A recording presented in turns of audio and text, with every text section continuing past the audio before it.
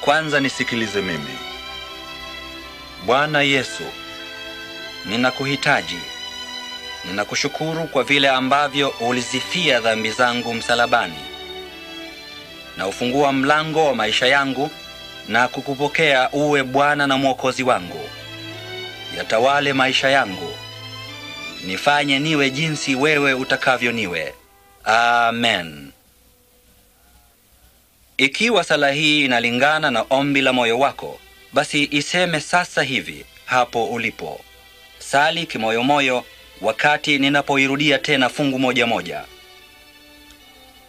Bwana Yesu, ninakuhitaji.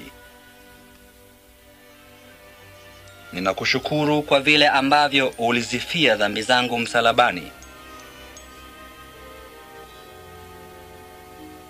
Na ufungua mlango wa maisha yangu na kukupokea uwe Bwana na Mwokozi wangu. Yatawale maisha yangu. Nifanye niwe jinsi wewe utakavyo niwe. Amen.